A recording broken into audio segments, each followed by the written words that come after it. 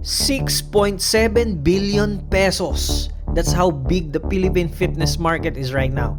And it's growing from 10% to 12% every single year, fueled by Gen Z and millennials who want more from their gym. For years, there was one name for 24/7 with a decent shower and aircon, and that's Anytime Fitness. They had the key fob, and everyone else fought for the leftovers in the market.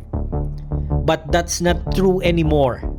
Fitness gives you the same key fob, 24/7 access, one gym or even 10 more. And we don't just install it and disappear.